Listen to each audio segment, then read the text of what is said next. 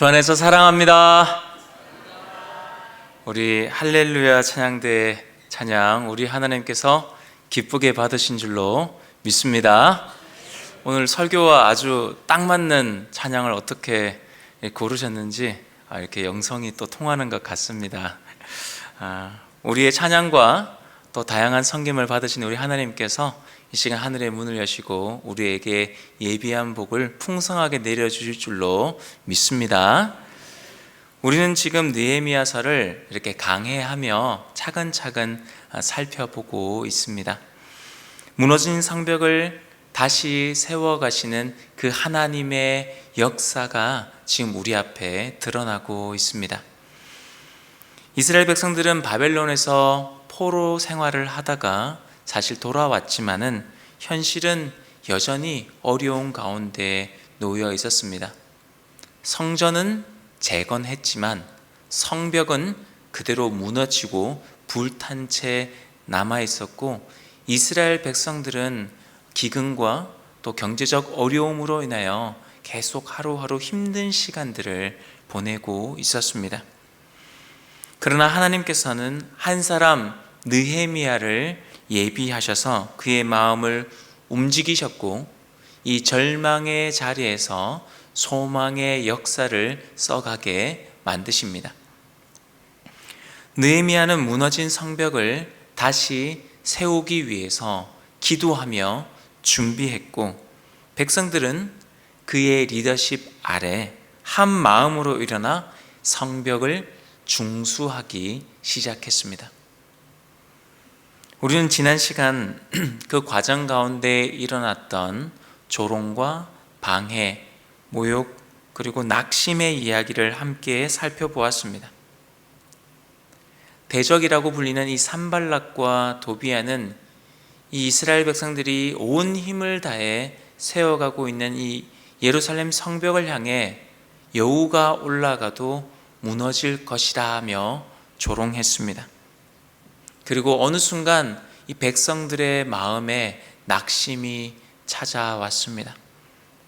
그러나 느헤미야는 그런 여러 가지 어려움에 굴복하지 않고 기도함으로 이 문제를 돌파해 가기 시작합니다. 믿음의 동력자들이 그와 함께 동력하며 그 자리를 지켜주었고, 흩어진 마음을 하나 되게 만들었습니다.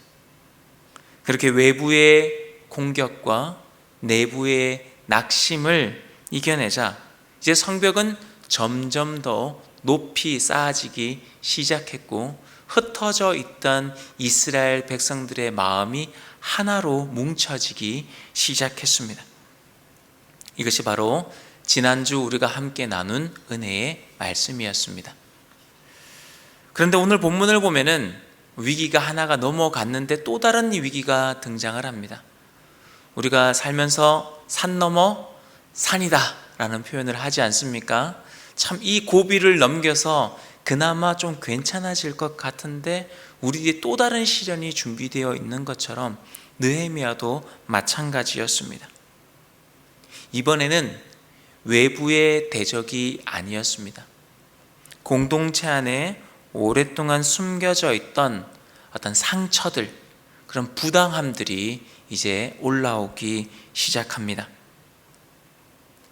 오늘 우리가 읽은 본문의 앞부분을 조금 여러분들이 살펴보시면은 백성들은 기근과 경제적 어려움에 허덕이는 삶을 사실 살아가고 있었습니다.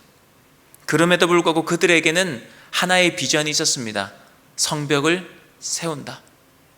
그래서 그들은 성벽을 세우기 위해 그 힘든 중에서도 마음을 모았고 헌신함으로 나아갔습니다. 그러나 오늘 말씀을 보면은 참 안타까운 일이 있었다고 증언합니다. 안타깝게도 일부 지도자들은 백성들에게 우리 함께 헌신하자라고 말을 했지만은 그들은 그 헌신을 이용해서 뒤에서 자신의 배를 채우고 있었습니다. 백성들은 같은 동족에게 담보 잡히고 또 이자를 내며 심지어 자기의 자녀들을 종으로 팔아야 하는 상황 가운데 놓여 있었습니다. 이 고통은 단순히 가난하기 때문에 생긴 고통이 아니라 그 일부 지도자들의 탐욕으로 인해 생긴 억울한 고통이었습니다. 하나님께 헌신하자고 하여 함께 성벽을 세우고 있었지만 그 수고와 헌신이 그 일부 지도자들의 부와 편안함을 위해 쓰이는 그 모습을 바라보면서 백성들의 마음이 하나 되었던 그 마음이 균열이 생기기 시작하고 낙심이 다시 찾아오기 시작했습니다. 이런 모든 상황을 살피고 있던 느헤미야는 이제 결심하게 됩니다. 나는 결코 같은 길을 걸어가지 않겠다. 오늘 본문은 그 느헤미야의 결심을 잘 보여주는 말씀입니다. 느헤미야는 사실 아주 부유한 사람입니다. 세상적으로 성공해도 그만큼 성공할 수 없을 정도로 넉넉한 인물입니다. 그러나 느헤미야는 동족의 아픔을 자신의 아픔으로 받아들였습니다. 그리고 무엇보다 오늘 본문에서 자신의 권리와 그 이익을 내려놓으면서 백성들의 짐을 대신 지는 모습을 보여줍니다. 14절 말씀입니다.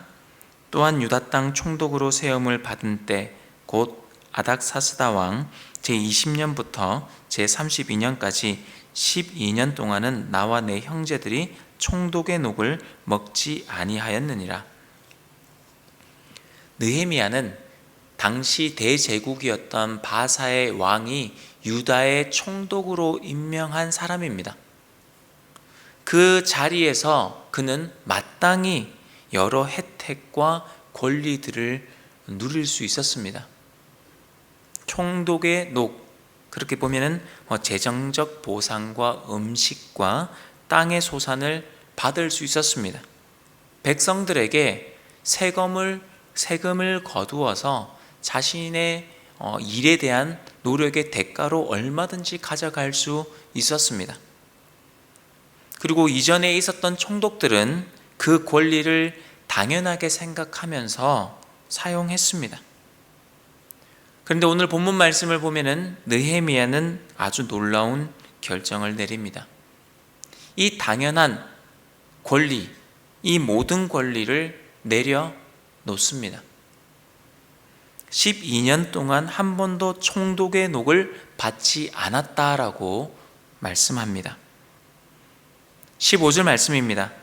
나보다 먼저 있었던 총독들은 백성에게서 양식과 포도주와 또 은 40세겔을 그들에서 빼앗았고 또한 그들의 종자들도 백성을 압제하였으나 나는 하나님을 경외함으로 이같이 행하지 아니하고. 이전에 유다의 총독으로 왔던 사람들도 이 이스라엘 백성들이 이 경제적 어려움, 기근과 빚으로 허덕이고 있다는 사실을 그들도 잘 알고 있었습니다. 그럼에도 불구하고 그들은 그 짐 위에 또 다른 짐을 얹었습니다. 함께 성벽을 세우자고 외치면서 정작 자신들은 그 성벽 뒤에서 이건 나의 당연한 권리야, 내가 그건 이 정도는 받아가야지 라는 이름으로 양식도 포도주도 은도 알뜰살뜰 다 챙겨갔습니다. 겉으로 보기에는 정당한 권리처럼 보였지만 이제 시간이 지나면서 백성들은 깨닫기 시작합니다. 우리는 그의 말과 같이 피땀 흘려 수고하고 헌신하는데 이 우리의 헌신이 누군가의 배를 불리는데 이용되고 있었구나 라는 것을 백성들이 깨닫기 시작한 것입니다. 믿고 따랐던 사람에게 실망할 때에 그 상처는 단순한 어떤 아픔이 아니라 상당한 피로감 뿐만 아니라 신뢰가 무너지는 깊은 고통으로 다가오게 되어 있습니다. 그리고 이 장면은 단지 과거에 있었던 한 장면은 아닙니다. 하나님의 일을 한다고 하면서도 그 헌신을 이용해서 자기의 명예와 유익을 채우려는 유혹은 언제 어느 시대에나 존재해 왔습니다. 그때가 가장 심했던 때가 언제냐면 바로 중세 시대입니다.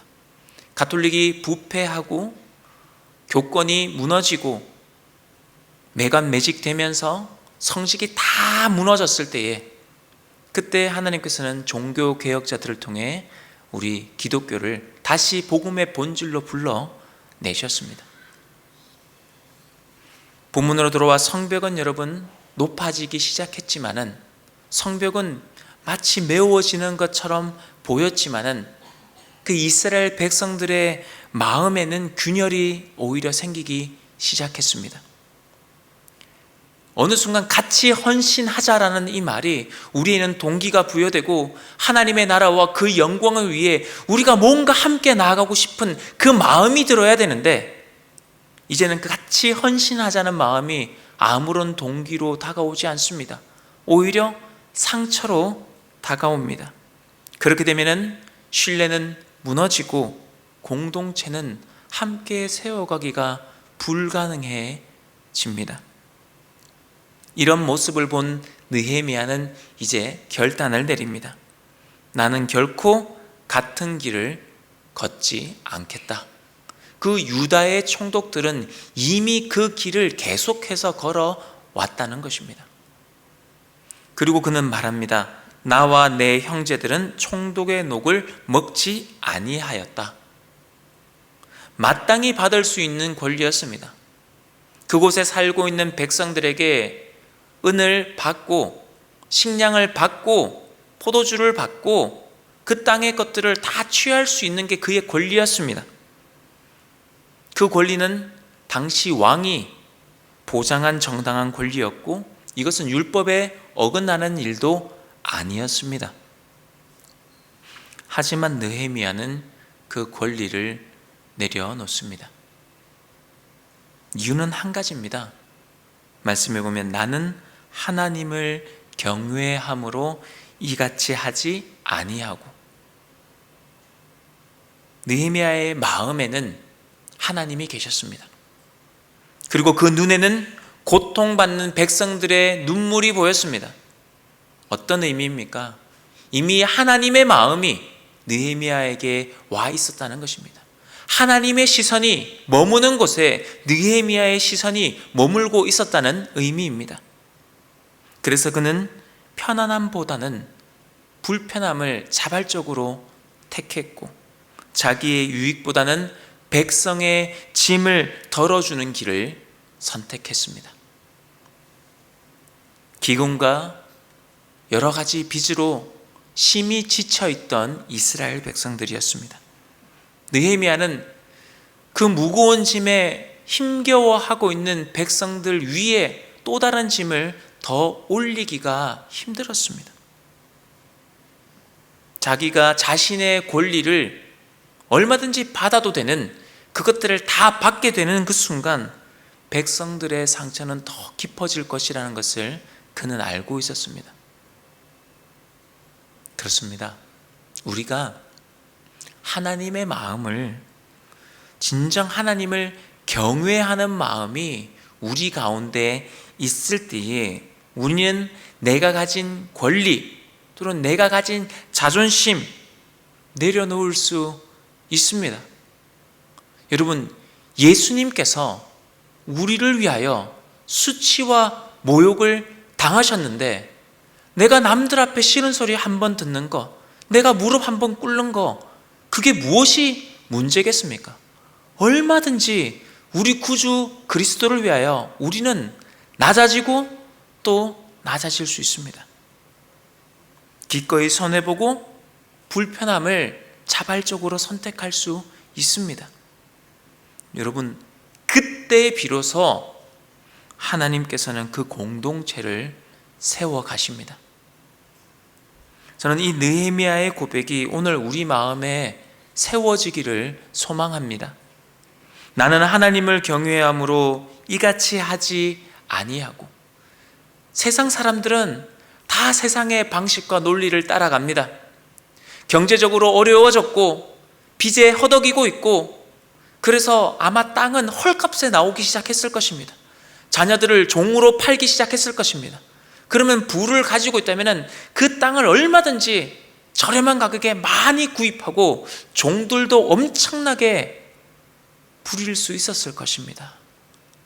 그러나 느헤미야는 그것을 선택하지 않았습니다. 나는 하나님을 경외함으로 이같이 하지 아니하고. 이 한 문장이 우리의 선택과 결단의 기준이 되기를 주의 이름으로 축복합니다. 16절 말씀입니다. 도리어 이 성벽 공사에 힘을 다하며 땅을 사지 아니하였고 내 모든 종자들도 모여서 이를 함께 하였으며. 느헤미야는 먼저 내가 성벽 공사에 힘을 다했다라고 표현합니다. 단지 자기가 높은 자리에 앉아서 이거 해 저거 해 하면서 명령만 내리고 그냥 어떤 관리만 한 것이 아니었습니다. 그는 자신의 시간과 열정과 에너지와 그 젊음의 에너지를 전부 다 성벽을 세워가는 일에 쏟았습니다.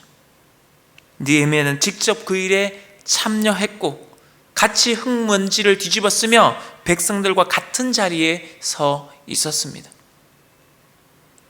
느헤미야는 그렇다고 혼자 다 한 것은 또 아닙니다. 자신의 곁에 있는 종자들, 원래는 친구들인데 친구들, 곧 총독을 보좌하며 어떤 면에서 충분히 편하게 쉴 수 있는 그 사람들조차도 모두 모여서 함께 일했다고 말씀합니다. 여러분, 어떻게 이것이 가능했겠습니까?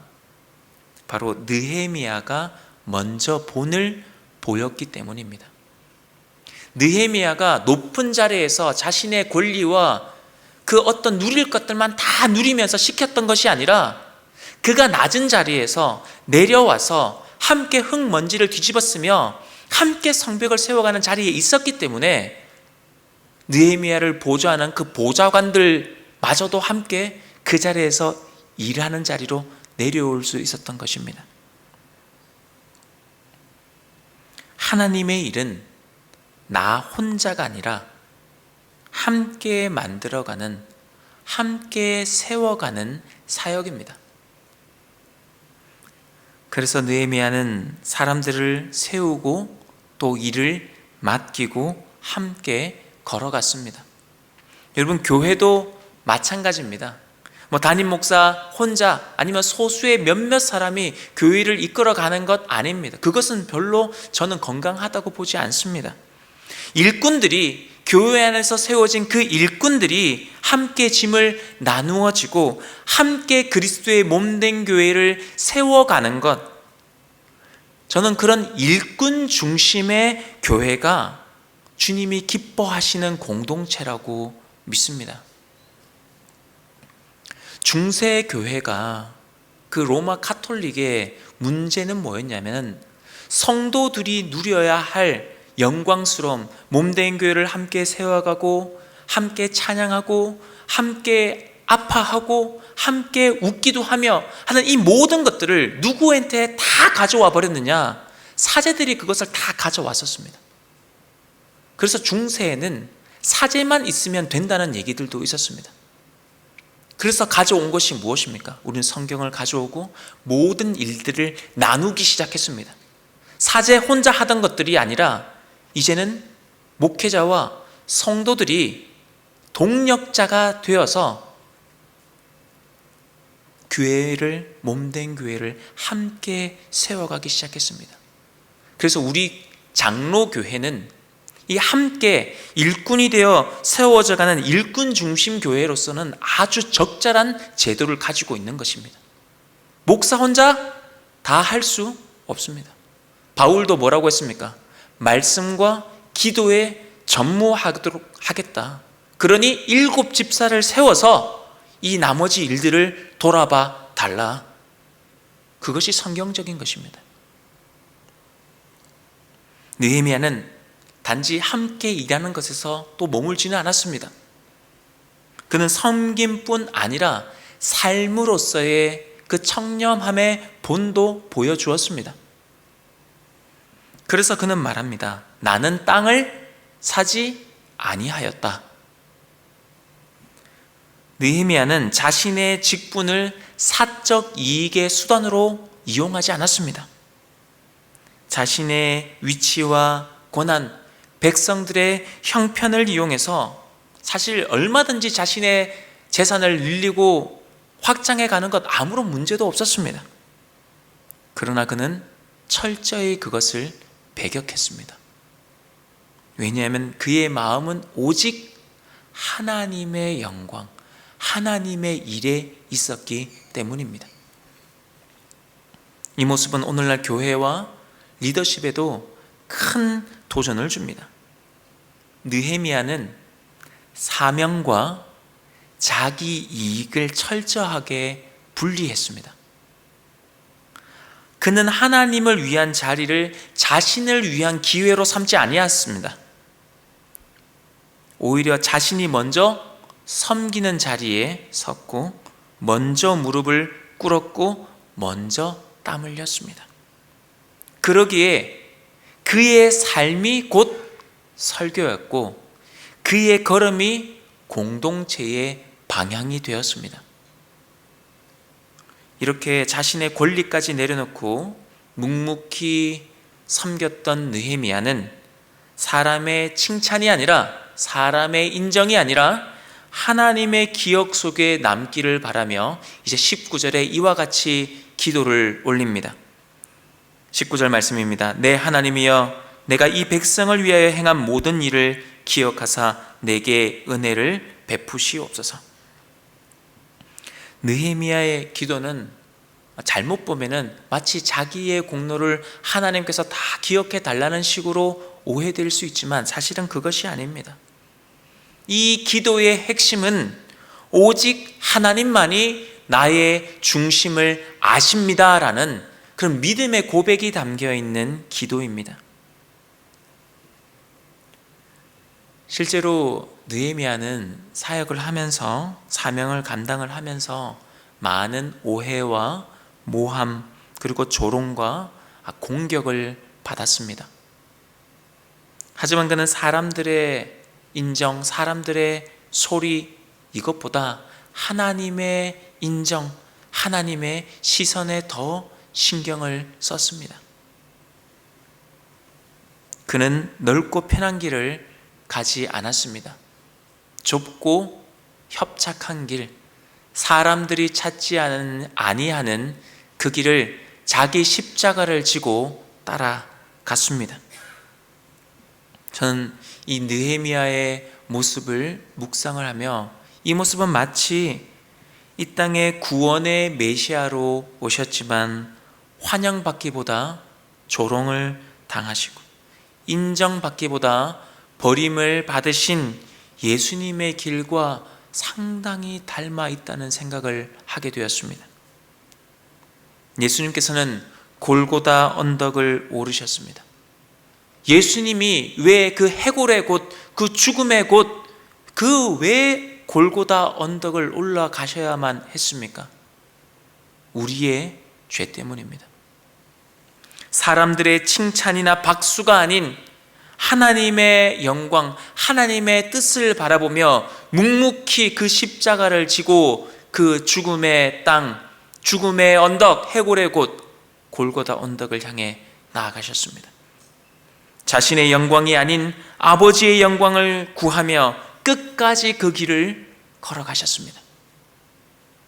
여러분, 우리가 예수님을 구주로 믿는다고 고백을 하면은 예수님이 나의 구원자요, 주인이시다, 주님이시다 라고 우리가 진정으로 고백을 한다면은 우리는 주님이 걸어가신 그 길을 우리도 걸어갈 수 있어야 합니다. 그 길은 사람들이 아주 많이 걸어가는 넓은 대로가 아니라고 했습니다. 좁고 협착하여 찾는 이가 적다고 하였습니다. 그 길을 걷다 보면은 때로는 힘들고 때로는 외롭고 때로는 너무나도 속상한 길이 되기도 합니다. 그러나 여러분 기억하십시오.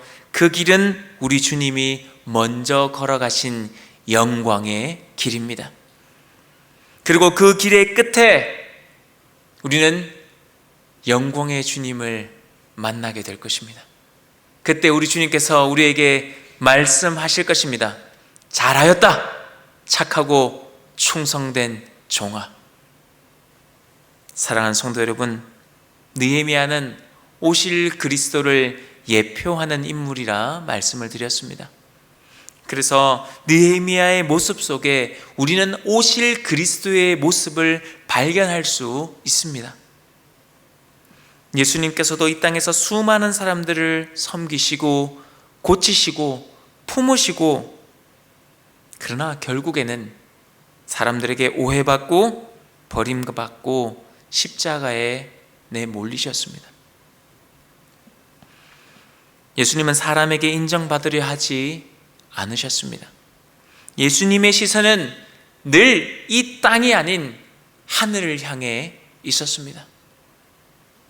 십자가 위에서도 아버지여 저들을 사하여 주옵소서라고 기도하셨습니다.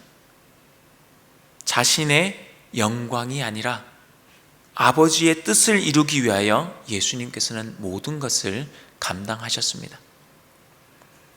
우리가 이 땅에서 섬기고 수고하고 때로는 눈물로 헌신할 때 여러분, 사람들이 몰라줄 때도 있습니다.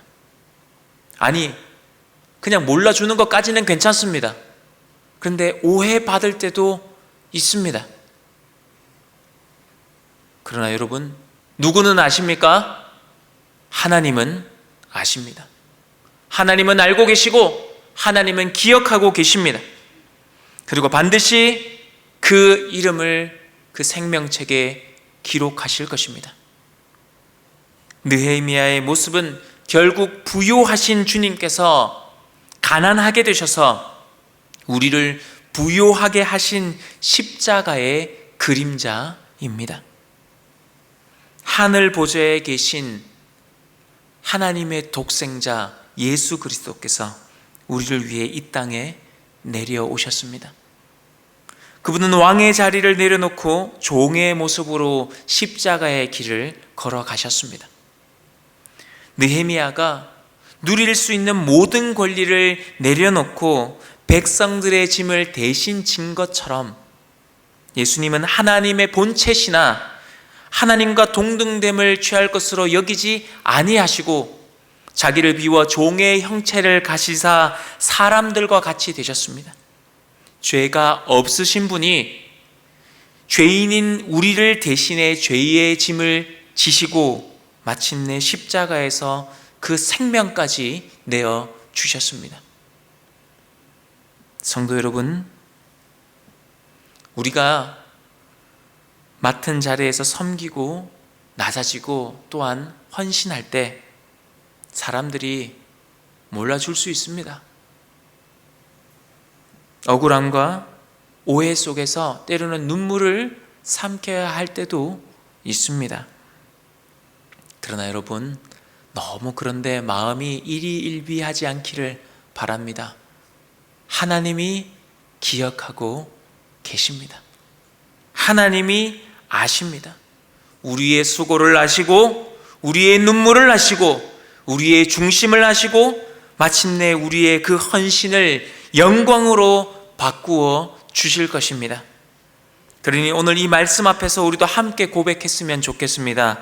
하나님, 제가 이 백성을 위해, 이 교회를 위해 행한 일을 기억하옵소서. 하나님, 내가 이 가정을 위해, 우리 다음 세대를 위해, 이 교회를 위해 걸어온 이 걸음을 주여 기억하여 주옵소서. 하나님을 경외하며 자기의 권리를 내려놓고 사랑으로 헌신하는 자를 하나님께서는 반드시 기억하십니다. 그 길을 함께 걸어가는 저와 여러분들 다 되시기를 주의 이름으로 축복합니다. 우리 말씀 생각하시면서 합심하여 기도하기를 원합니다. 하나님, 우리가 느헤미야처럼, 우리 예수님처럼 살기를 원합니다. 성령님, 우리의 삶을 인도하여 주옵소서. 우리가 받은 은혜로 누군가를 다시 일으켜 세울 수 있는 자가 되게 하여 주옵소서. 우리 함께 기도하시겠습니다. 사랑이 많으신 하나님 아버지, 우리의 삶이 하나님의 기억에 남는 삶이 되기를 원합니다. 사람의 눈이 아니라 하나님의 눈, 하나님의 시선이 의식하며 살아가는 저희들 되게 하여 주시고, 섬김을 받으려는 자리가 아니라 먼저 섬기는 자리로, 낮은 자리로 나아갈 수 있는 저희들 되게 하여 주옵소서. 때로는 마땅히 누릴 수 있는 권리도 기꺼이 내려놓을 수 있게 하여 주시고, 아버지여, 내가 가진 것으로 누군가의 짐을 함께 지는 삶 살아갈 수 있는 저희들 되게 하여 주옵소서. 하나님, 묵묵히 헌신하는 저희들 되게 하여 주시고, 정말 억울함이 있어도, 속상하는 일 있어도, 사람이 몰라줘도 주님 바라보며 하늘 상급 기대하며 그 십자가의 길을 묵묵히 걸어갈 수 있는 저희들 되게 하여 주시옵소서. 하늘의 기쁨을 소망하며 이 땅에서 주님 닮은 자 살아가게 하여 주옵소서. 예수님 이름으로 기도하옵나이다. 아멘. 이 시간은